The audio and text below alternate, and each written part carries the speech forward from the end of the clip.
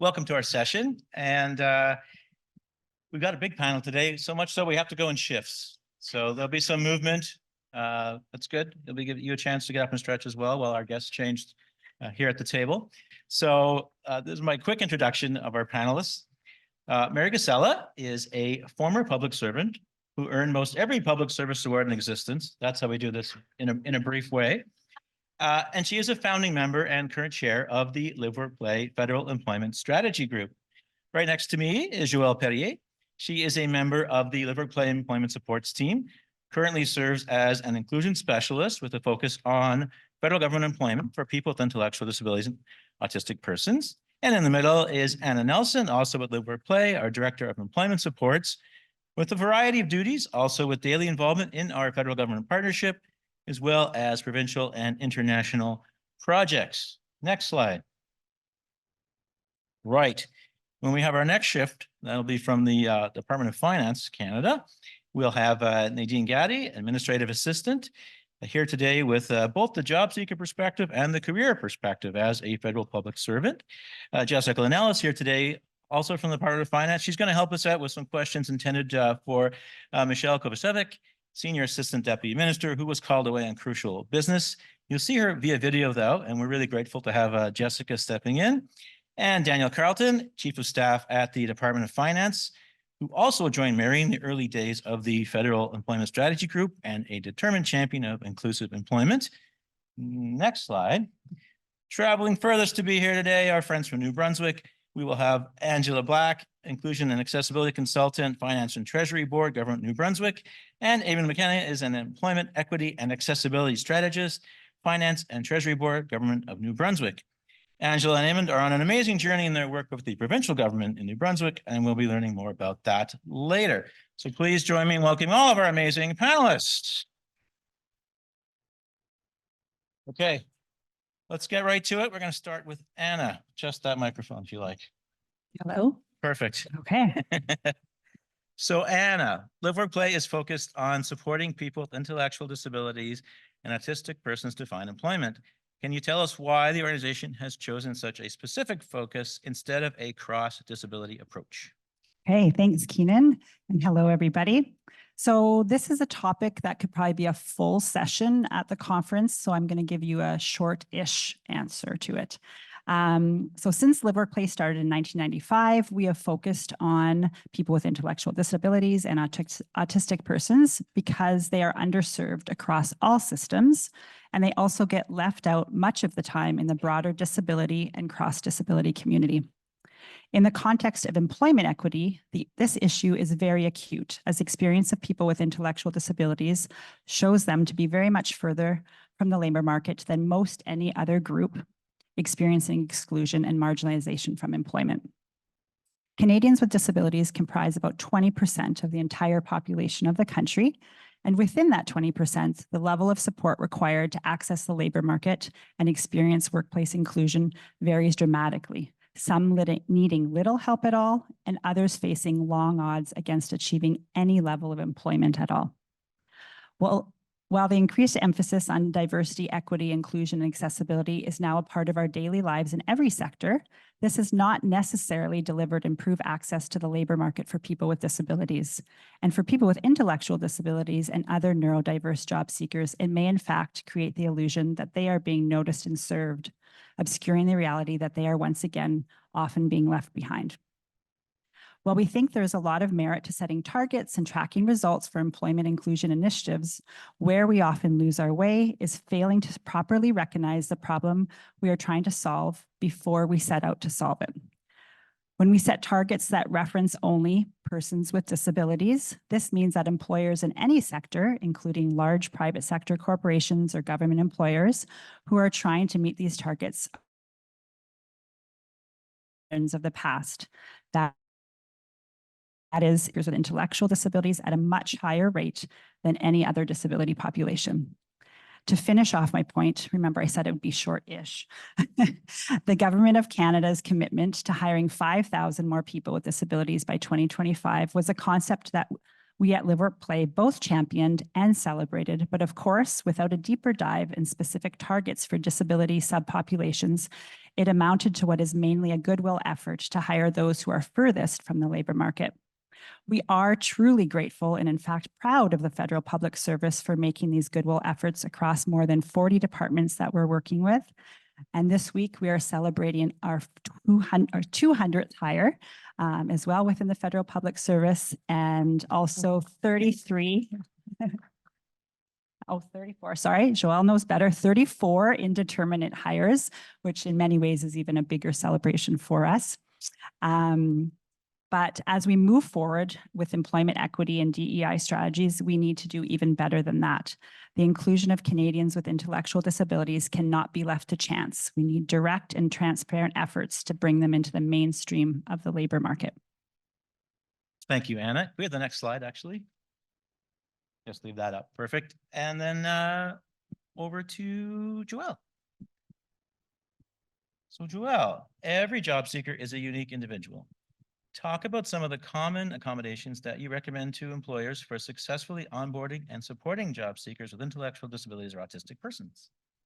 Thank you, Keenan. So I have a lot of conversations with employers, and I'm specifically in the public sector, so working mostly with the federal government of Canada.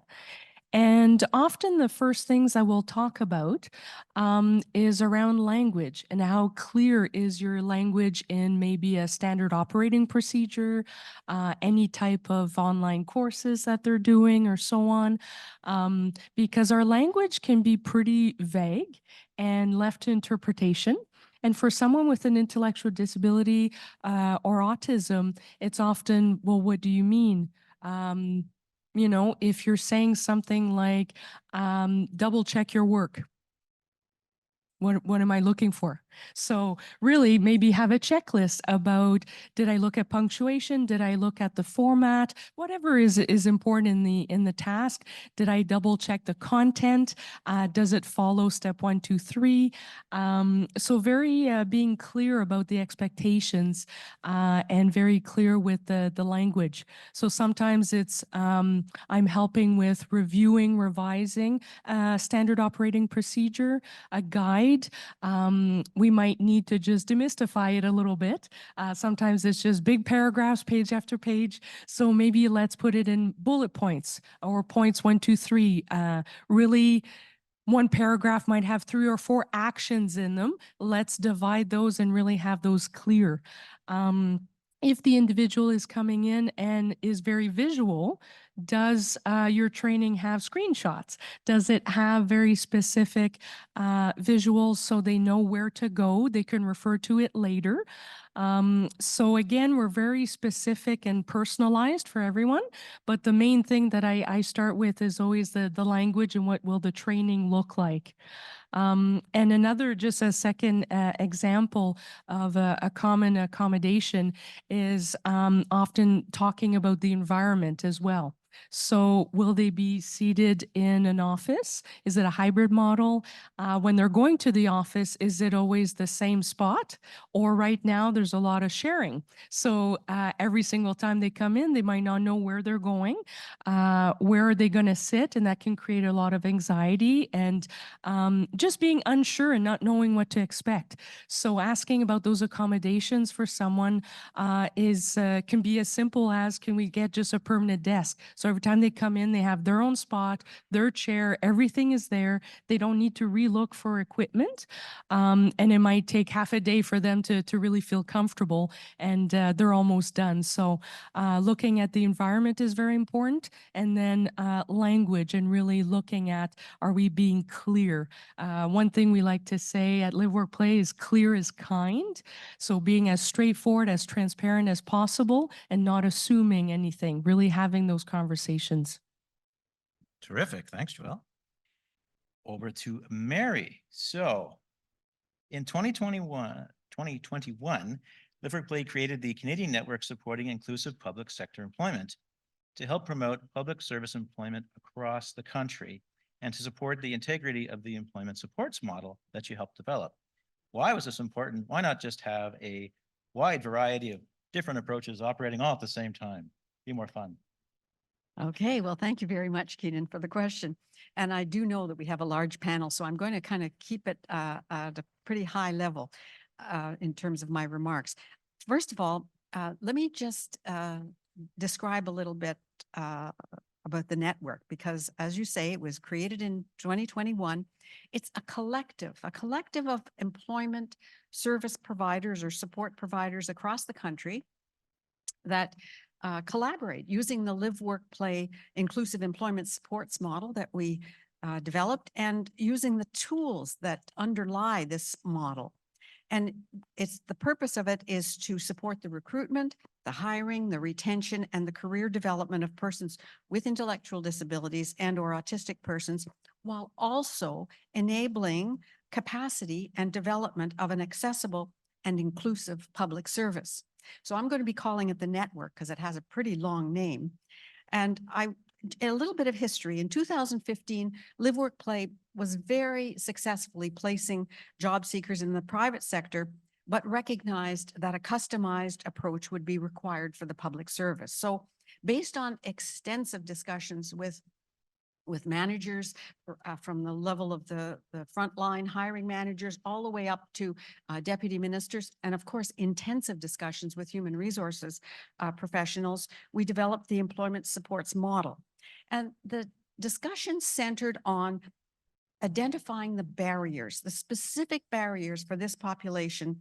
And we asked the question, and it was kind of a bold question at the time for a lot of people, because we were essentially saying to each of them, why do you think there are so few, and that's really an overstatement because there really weren't any persons with intellectual disabilities and or autism in your organization? So then Live, Work, Play designed a model to overcome each and every one of those barriers that had been identified.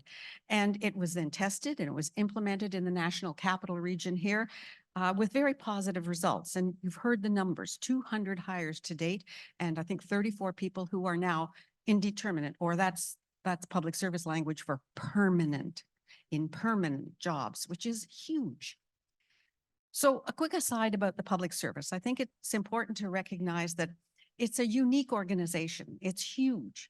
It's based in legislation, and its recruitment and hiring procedures are in fact legislatively based. You can ask me about the Public Service Employment Act later if you want, because I can go on for hours about it. In any event, the public service also has workplaces right across the country. And that means that hiring, and in fact, really most human resources policies, are centrally developed and then implemented pretty consistently across the country. And that means that consistency means that when you develop a model that is successful in the National Capital Region, it only makes sense and is hugely advantageous to apply it to all public service workplaces across the country that are already using the same hiring procedures. So of course, this is what began to happen. And as more and more hiring managers and their teams and others began to see the results that were happening in the National Capital Region, what happened was regional managers started getting in touch with Anna and saying, we want to do what Live, Work, Play is doing in the National Capital Region. And of course, the other side of it was employment support providers were also getting in touch and saying, can you show us what it is that you're doing? Because we haven't been able to crack the public service at all in our region. So if I were to say it at a macro level, what was happening was we had a national institution that needed a solution to overcoming barriers to employment wherever they existed across the country. So we needed a national solution. And the challenge, therefore, was how to scale up the model that already had proven successful. And the network, in fact, addresses this very challenge. But I do want to make a couple of points. It is a work in progress, and Live, Work, Play's expertise continues to support that progress. We're all aware that overcoming barriers is not a one-shot deal.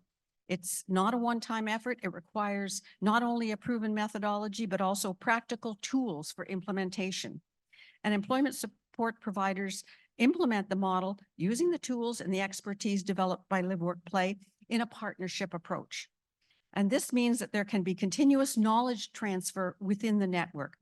And as an example, and this is where I'll finish, the employment support providers, along with all of the others who attend the quarterly meetings of the Federal Employment Strategy Group, they all come together and share experiences and practices around accessible and inclusive hiring, retention, and advancement. So I'll end my remarks on that point. And then I do invite you, though, to check out the Live, Work, Play website and read the case study that was written up on the Inclusive Employment Initiative and the best practices that it outlines. So thank you. Terrific. Thank you, Mary. And we're going to finish off this section with one more question for Anna. So even the lowest starting wage for a government worker would be incredibly life-changing for a person with a disability relying solely on social assistance for their survival. But beyond reporting on wages and earnings, which are certainly important, what other indicators are you tracking in terms of how we support inclusive workplaces? Great. So yes, that's very true. And just in case it isn't clear to everybody here, the job seekers we are supporting are being hired for authentic positions at the exact same wages that other people doing the same role are getting paid as well. Employment income is life-changing for anyone we support in any job, but certainly those who are entering the federal public service. For example, common entry point is a position known as CR4. They would be starting at just over $50,000. For people who might be coming in from social assistance income of about $15,000 a year, they are more than tripling their income overnight. They can now afford housing, food, clothing, and transportation, whereas before they were not able to afford those essentials from month to month. But beyond wages, a critical focus is retention and career advancement. And this is where we have seen significant positive change over the past 5 years. In the beginning, the approach was almost more like a paid work experience with many short-term contracts that we saw. Now we often see term contracts and are more in the range of 1 to 2 years. And even better, we have prioritized indeterminate or permanent positions. And we saw the first person go indeterminate in 2019. And over the past 4 years we've actually gotten all the way up to 34. So that has been something that we've been very excited about and are sort of continuing with that momentum as well. But getting back to the question, the indeterminate focus is not only about job security, but it's also the best possible indicator that the employee is a valued team member, that the manager is satisfied with their work and wants to keep them because their performance is valued. But we also look for things like invitations and engagement in committees, special projects, birthday celebrations, lunchroom chat groups, office baseball teams, you name it. These are all important indicators of contribution, belonging, and inclusion. We're also paying attention to communications from managers, not only about the progress of the employee they are supervising, but their own progress as a manager who welcomes, includes, and supports the advancement of employees with disabilities, and how in turn helps them make the entire team stronger. Lastly, we have also noticed that both the job seekers we have introduced to workplaces, as well as their peers and supervisors, are getting involved in advocacy work and volunteerism, both internal and also in the broader community. The fact is, and we know this from neuroscience, inclusion and being a part of an inclusive environment is both energizing and engaging to both yourself and to others. Perfect. That's going to end off our section. So while we do our shift change and we'll bring on the Finance Canada, we're going to play a video just to help us set the stage for the next piece. This 4-minute video is comprised of clips from an online curriculum of 5 longer videos by Life Course Online and the Family Support Network for Employment. Nadine's team in the public sector had to be strategic when they recognized the need to move on from being on short-term contracts to making her a full-time employee. As we've moved Nadine from doing mostly manual tasks to adopting IT, to learning Microsoft Teams, to learning SharePoint, which is a ridiculously complicated information management system of government. The best anecdote I have in terms of the big gain for me moving from advocacy to employer, to being somebody who leads the team, was the day that we were in a position to offer Nadine a full-time job. I asked her into my office to propose it to her. And I said, Nadine, we're ready to commit to you. No pressure, take this home, chat with your family, but we would like to make you a full-time indeterminate employee. We're supporting people to become professionals in the dignity of their work. One day, if we do our job right, there's an obsolescence that's going to occur. And quite happily. So I just ask them for help. I don't like be shy and like, oh, I don't know how to do. No, I just go to them and ask, can you help me do this? And they go, yeah, sure. So then they help me, and then whenever I know, and then they just teach me how to do it again, and I just do it by myself again. So I remember how to do it after from the first time when they taught me. So this like gets me upset when they say, oh, you can't have a job if you have disability. But no, you can have a job when you have a disability and Down syndrome and all this stuff that other like, people younger than me or older than me have. Like, it's not, they're normal, they're human beings, they're like normal too. Hey, Nadine, Hi, how are you? congratulations on the promotion. Thank you. I got a message on Microsoft Teams from a director on a different team in a different branch on the communication side who said, Dan, I saw a member of your team doing some printing and she was crying. You might want to talk to her. So at that point, I went to see Nadine and it said, you know, it's probably a little overwhelming, but there's no pressure on you. And her response to me was, Dan, I know that I'm not, it's a good conversation. I'm super happy I had it, but it's kind of career changing for me. Nadine said to me, I know I'm not like everybody else. I said to her, I said, nobody is like anybody else, but we don't want anybody else. We want you in this job. Okay, so I know we talked about it last week. I think it was last week. I'm not at your full time. We're going to put together a training development plan for you. So first, we're going to formalize some tasks. Nadine's going to take care of that, just to give you a list of tasks that we will do daily. Nadine had worked in this department before.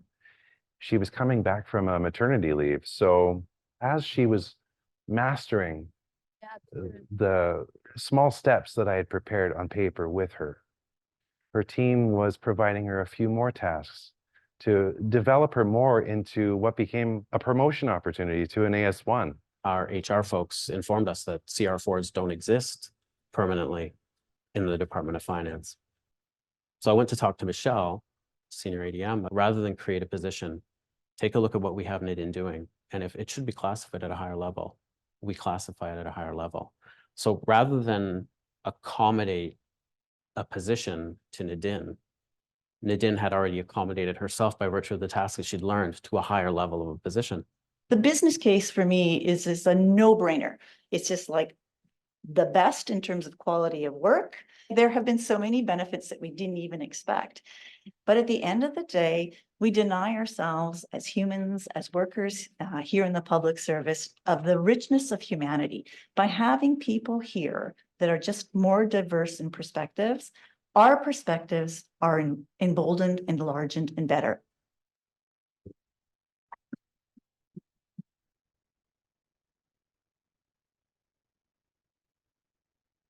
I don't know about you, but I was surprised and impressed by what these employees can do with the right support.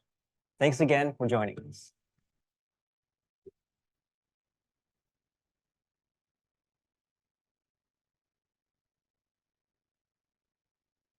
This 4-minute video Oh, is let's not do that again. Perfect.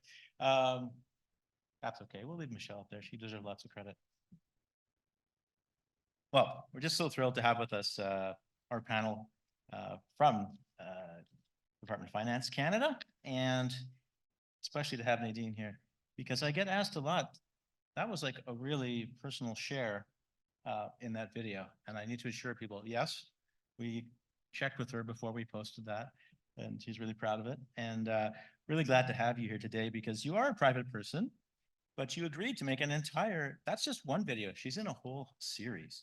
And you were very open about your life, your struggles, your successes, and it's obviously important to you. And now that the video has been out for almost a year, we're just interested to have you here for any updates on your career that you'd like to share with us. So when I began working in finance, my main jobs were printing, scanning, and arranging files. over time, I got more responsibilities. I volunteered for budget lockup and Feds lockup, where I learned a lot. In the summer, I've helped the library with different tasks. I also learned to e-file documents on our system. Now I am in charge of organizing our team meetings on my computer. When I started, I was shy and didn't talk much. But now I feel confident in talking to my teammates. At first, I needed more help, but now I'm good at solving problems on my own before asking people. Yes. It's on me. I should totally have had the photo of Nadine at the budget lockup. Those of you who work with the federal government, I know Krista's been in a few of those, but Nadine was actually keeping track of the Green Party and making sure they didn't do anything wrong. But it was really neat to see. You hear people say, "No, it's a real job," and it's like, okay, but what does she do? Well, that really brought it home for me because that's she's part of the team at Finance Canada, and then seeing her in the lockup, it was just so cool. That was one of my favorite photos of the year. So moving on, we're going to go to Jessica. So you are at the heart of the daily operations where you work with Dan and Nadine. Please share with us some concrete examples of how you live the why of inclusive employment in your own day-to-day work life. So in our day-to-day work, we actively live our why by embracing and promoting a collaborative and positive work environment through our partnership with Live Work Play and working with Nadine. One example can be seen through our team collaboration. We each have our own individual projects that we work on with Nadine, but we all come together to support Nadine in completing one another's projects. This sense of unity fosters a strong sense of teamwork and cooperation. Additionally, our office's closely knit collective support for Nadine has fostered a positive work environment. Through observing our mutual care for Nadine and one another, we've developed a happy and healthy atmosphere. Another way we live our why is through adopting streamlined approaches in our day-to-day operations. The public service is naturally bureaucratic, which often results in complex systems. Nadine, as she learns about these systems, suggests ways to make them simpler. One example I can think of is last week, Nadine was asked to make 4 binders for a deputy minister's meeting, which required her to print multiple documents and organize them into 4 identical binders. Instead of going back and forth between the printer and her desk, Nadine decided to take her laptop to the printer room and connect to Wi-Fi so that she could print right from the printer room and organize the binders as the documents were being printed. And this helped the process for Nadine to be a lot simpler, and she was able to complete the binders very quickly. Dan and I actually talked about this yesterday because I don't think either of us knew that you could connect to Wi-Fi in the printer room. So by having Nadine point out areas that can be improved, our team has changed how we view processes.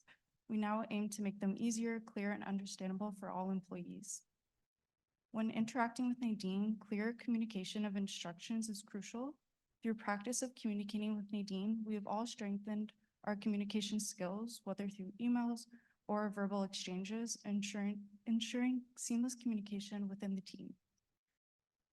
Working with Nadine and Live Work Play contributes to enhanced operational efficiency and a balanced working environment in our office, and all of these practices align with our why. Thank you. You're all being very kind. I went to the department for the first time directly when we were shooting that video, and I remember just going home and going, that's a really fun place. It's not quite what I thought Finance Canada. It's be over spreadsheets looking really grim, and it's like, it was a lot of excitement and fun. So I'm taking over Dan's presentation. Okay, Dan, within the context of the concept of diversity within disability that's been mentioned earlier. Although the Federal Public Service has a target of 5,000 hires of people with disabilities by 2025, there's no requirement to address the more severe exclusion of specific subgroups, for example, people with intellectual disabilities or autistic persons. And yet, several departments, including Finance Canada, have decided to take a deeper dive into addressing the needs of the most equity-deserving groups. Tell us your why in taking that on. Can you tell me how much time I have? We'll give you 5 minutes. Okay, so I have worked with Live Work Play coming up on close to a decade. When I started working with Live Work Play, they were in single digits with respect to hires in the Federal Public Service. I want to approach the why from a couple of different angles. When I started as an advocate, my why was mostly related to doing good, doing something that I felt was rewarding, opening doors because I had the power to do that and bend the ear of senior executives. When I moved from ESDC, which is where I helped land one hire, went to Treasury Board Secretariat and we landed another, it was very much the same thing. I wasn't the hiring manager. And then when I came to the Department of Finance, it's exactly what, or when I arrived there, that team was exactly what you would have expected, Keenan. Oh, okay. A bunch of white males in blue suits with red ties and blue shirts and brown shoes, just going about their business. It's a competitive environment. Everybody's got to be on top of their game. It's not necessary. I don't want to say it's not collegial, but you're not there to support your coworkers necessarily. And then when I joined the Senior Assistant Deputy Minister's office, I saw that we had an opportunity there.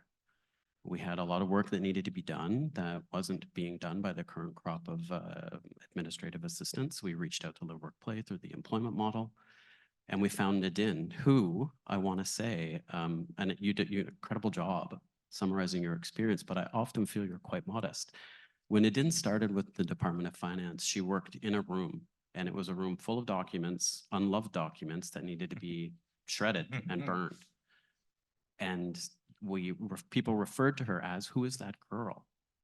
After her first contract, we had Michelle, who unfortunately couldn't make it today, but is a huge advocate. She wanted us to bring Nadine back. She said, we have other work to do. We'll make that happen. Obviously, we made that happen. And then when that contract ended and Nadine went on maternity leave and said she'd be back in 2 weeks, Michelle said, well, she's been here for 3 contracts now. We enjoy having her in the office. And I want to talk a little bit about employee retention. So bear with me, I'm getting there. Because there's also a shame element to my why. So when we started to look at the job description for Nadine, we realized it was going to take a bit of an investment in time and effort to help her onboard new skills. I still struggle to use SharePoint. I don't know how many federal public servants are here, and the interface between that program and our Outlook and all of those things gets quite complex. But across our team, we've managed to do that quite successfully, in fact, where I don't even know what happens to cabinet notes once they're approved. I know they go to Nadine at a certain point in the week and they end up in the right folders and they end online. I'm not talking about in a physical folder, online, like with the right file name in the right spot. I don't want to say it blows my mind, but it's a real eye opener to what her capacity is. And if like Nadine's unique in her own way, but everyone has a capacity and it just kind of comes down to the investment. And that's how you realize the gain. So to go to your original question, which is why this particular equity deserving group, it's because that's where I see the most return. And that's me wearing my blue suit, blue shirt, red tie, finance. As a manager, as a director, as a chief of staff, prior to Nadine being indeterminate, the turnover on our AS cadre, in my team's AS cadre, I had just arrived, but it was 75% of 10 people. That's a lot of turnover in a senior executive's office. This year is the first time we'll have 0. Like nobody's left.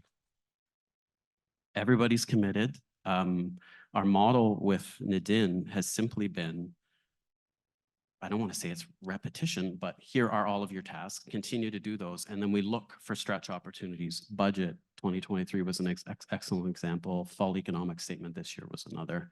here today is a huge step forward for Nadine. So that's my second why, or my real why, maybe. My third why is because I'm now at the Department of Finance in the blue shirt and the blue suit with the Apple Watch, the brown shoes, and the red tie. I can see the real benefits of the model. I can see the returns of a diverse team, a diverse workforce. I can see how it forces our own senior executives, because Nadine is always in the office 100% of the time. It makes them think when we're developing accessibility policy, we're responsible for social policy.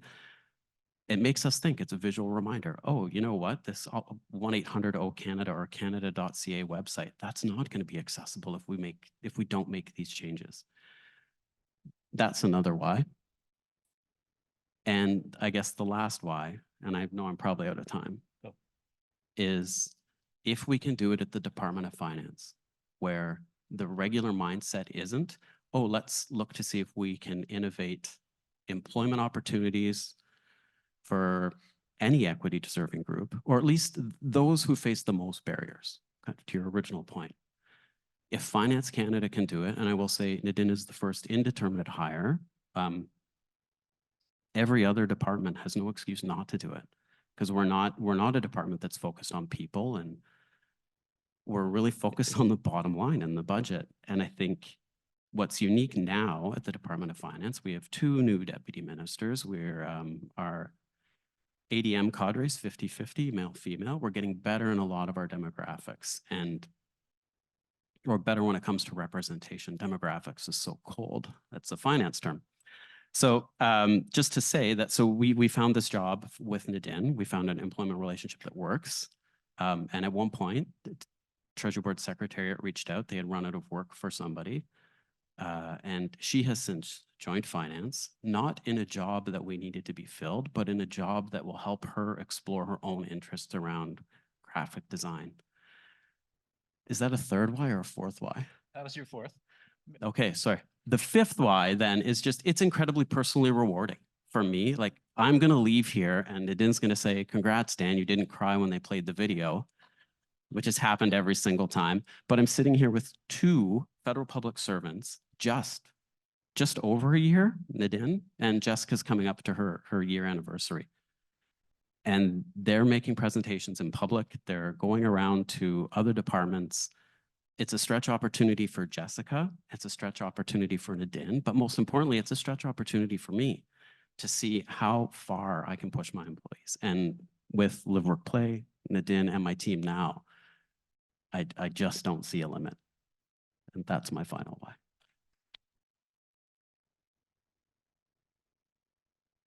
And as we prepare for the shift change with our friends from New Brunswick, it should be noted for the record, I do think when the innovation around the copier, for some reason, you got a little bit of, or was that an allergy? Something was happening there. But, you know, finance people that cry over photocopy innovation, I think we need to support that. That is the kind of workplace where you're going to feel welcomed and appreciated for your skills. So thank you all. That was wonderful. Next, please.